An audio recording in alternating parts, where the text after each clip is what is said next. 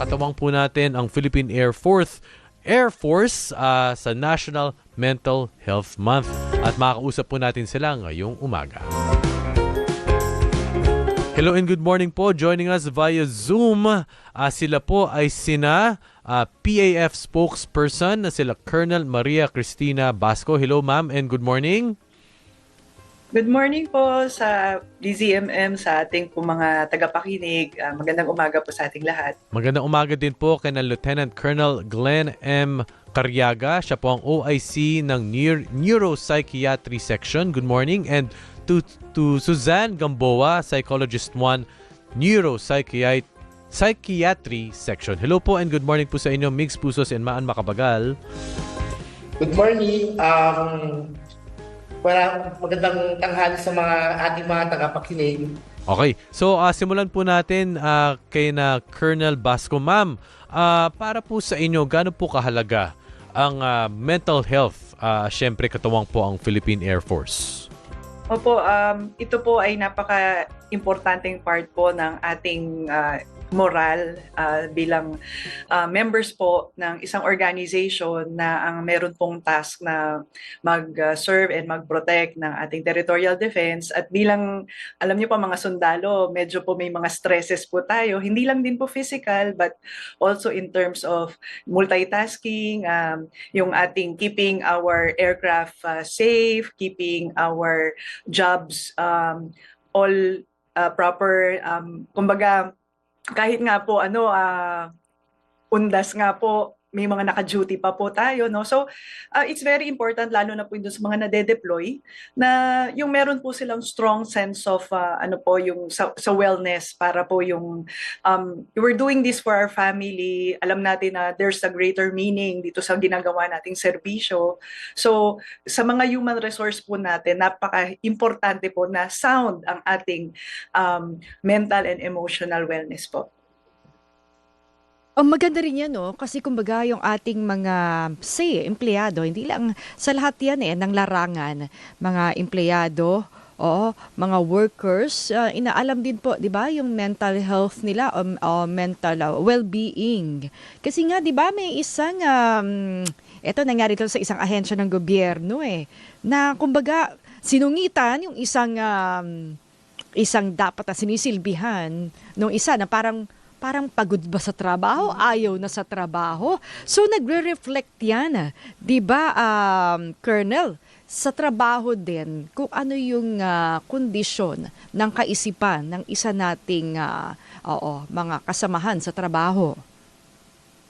Tama po ma'am. Actually po, syempre po yung baggages po natin, lalo na sa emotional baggage, sabi nga po lahat ng mga tao, lahat po tayo may pinagdadaanan. So despite yung alam po natin na marami pong ine-expect po sa ating trabaho, minsan po hindi po natin mahiwalay yung ating mga problema mula po sa ating personal na buhay. So at times po kailangan din po natin na ma-regulate po itong mga ganitong pangyayari, yung feelings po natin, and also sometimes, nga rin po, lalo na po ngayon sa panahon na po ng very fast-paced information overload, kailangan din po nating mag-decompress kumbaga and then just step back and kumbaga po, magkaroon po ng time for our wellness, for our mental wellness, ng meditations, mga ganun pong mga mechanisms para lang po maalagaan po yung ating pag-iisip. Opo. Speaking of pag-iisip,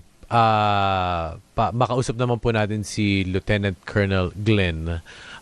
Para po sa inyo, at least para po sa ating mga kasamahan sa Air Force, Philippine Air Force, paano po siya usually? May routine checks, tests, mga evaluations?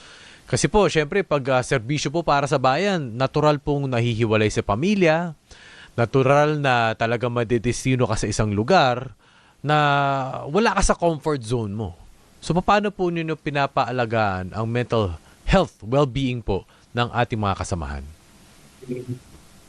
Usually po ginagawa natin, meron tayong annual physical exam sa ating mga kasundalohan na may kasama pong neuropsychiatric examination. So through that po, na-evaluate po yung mga personnel natin kung sino po yung mga may pinagdadaanan, saka meron din po mga problema sa kasalukuyan na maaari pong ating matulungan at ma-address agad.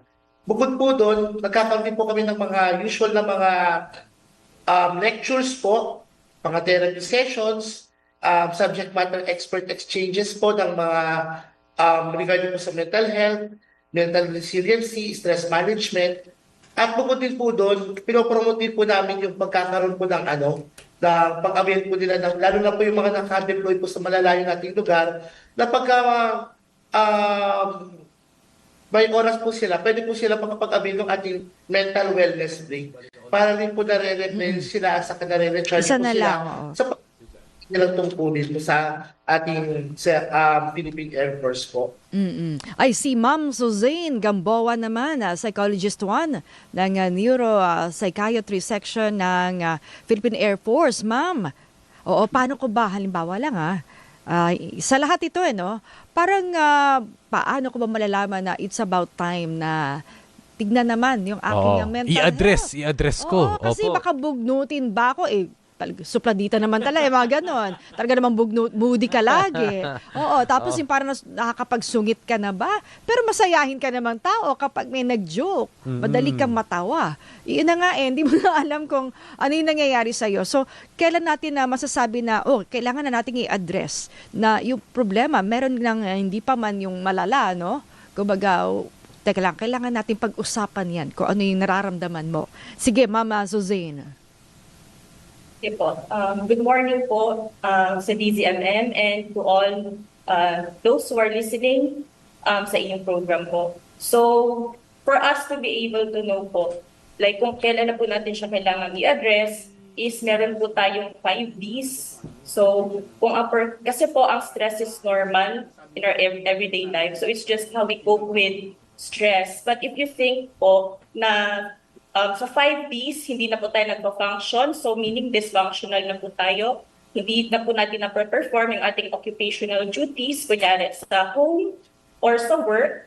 And then, if we're not able to take care of ourselves, kunyari, hindi na po natin gustong maligo, ayaw na natin bumangon, ayaw na natin kumain. So, yun po yung mga 4 Ds na kailangan natin bantayan to know that someone already needs help. Opo. Tsaka lalo kung nasa serbisyo publiko ka, na kailangan talagang yun ang magmamatter kung paano mo tinutulungan yung ating mga kababayan tapos magsusungit ka, di ba? Then tsaka hindi lang yun, no? Siguro kapag dating po sa stress management, overall mental wellness, Lieutenant Colonel Glenn, gaano po siguro ka-unique yung sitwasyon na talagang you're serving for, kumbaga, higher purpose Calling mo na talagang maglingkod sa bayan at protektahan ng bayan. At fully aware ka doon. Opo. Oo.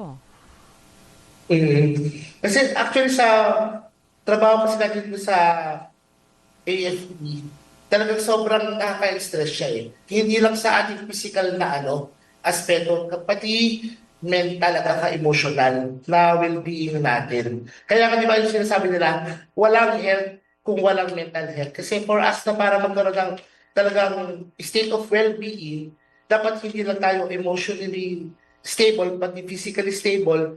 So, para makapagtrabaho tayo ng maayos. Alam natin nakaka-stress talaga rito sa aming trabaho bilang parte ng Philippine Air Force. Parati kami nade-deploy sa kung saan, sa mga critical areas, sa i-safeguard po yung ating national territory, at tuwing din po mga disaster at saka calamities, kami rin po yung isa sa mga unang napapadala po ng gobyerno para tugunan yung pangangailangan ng ating mga kababayan. Opo, very timely po. So, ganun po, nakakaroon po tayo ng mga team, sinisiguro namin na parati nasa maayos na kondisyon, hindi lang pang physical, kundi pati pang mental na kondisyon ng ating mga kasunod. Opo, very timely po. Balik po ako kay Colonel Boom Basco. Ngayon po talagang, kung hindi lang heightened alert, full alert po. Tama po ba? Full alert po ba ang AFP ngayon pong undas season? Kasi syempre, as much as PCG, binabantayan po ang ating mga karagatan. Kayo naman po, 'di ba, sa ating mga skies, 'di ba? So kamusta po ang inyong paghahanda ngayong undas? Sa ngayon po, Sir Migs, hindi naman po talaga tayo full alert, but naka-alert din lang po tayo so that to ensure po, para po makapag-augment po tayo ng ating mga personnel na para po makatulong kung sakali pong magkaroon po ng aberya dahil nga po alam po natin ngayon marami pong babiyahe, kagaya nga po, kagabi nga lang po, sobra pong traffic. So marami na nga po nag-uwian sa probinsya, sa kanilang mga lugar. Meron po tayong mga standby teams, mga QRF o standby alert security personnel. Ito po yung mga 10 teams na nakatalaga ng Air Force para lang po makapag-assist po kasi andyan din pong ating kapulisan, ang iba po nating mga government agencies. So kami rin po sa Air Force, sir, ay although po yung ibang mga tao po ay naka-break din naman po dahil nagkaroon po kami ng rotation break ng hatian po so that we ensure at properly man pa rin po yung ating mga stations pero yung iba po they would be having the chance to also makikiisa po tayo doon sa undas pag-visit sa mga loved ones nating namayapa, yung lalo na po sa mga personnel po ng Air Force. At makasama rin yung kanilang pamilya, no, sa panahong ito. Ito na lang po, mensahe nyo na lang sa ating mga kapwa airmen, kawani, at syempre sa publiko pagdating po sa mental health awareness. Opo, so sa ating mga kababayan po, ang mental health po ay napaka-importante. Lalo nga po nung after nung pandemya, nakita po natin ang importansya ng pagkakaroon ng mental health. So ngayon po, nakikiisa po ang Air Force na sa pag-celebrate ng Mental Health Awareness Month. Pag-itingin po natin ito, kunin po natin ang suporta ng ating mga pamilya, pagmamahal ng ating pamilya, ng ating Panginoon, at ang ng ating mga kasamahan po din na sa pagsusuporta. Kung pwede ko nga rin pong i-add, wag po tayo mag-focus masyado sa social media. Ang buhay po, there is meaning in our interaction. So nandito po ang meaning ng ating buhay. Wag po tayo mag-focus doon. And I hope everybody would be enjoying their mental wellness break. Wellness break and undas break with your families. At mula po sa buong hanay ng Philippine Air Force, kami po'y bumabati ng isang mapayapa at makabuluhang pagunita ng undas sa lahat. Sana po magkaroon po tayo ng pagkakaisa ngayong panahon at ipagdasal po natin ang ating mga kamag-anak na namayapa po. Alright. Mabuhay po kayo sa Philippine Air Force. Marami pong salamat, Colonel Maria Cristina Boom Basco. Siya po ang spokesperson ng AFP, ng Philippine Air Force. And at the same time, marami din po salamat kina Lieutenant Colonel Glenn Cariaga at Miss Suzanne Gamboa. Marami po salamat sa inyo at mabuhay po kayo.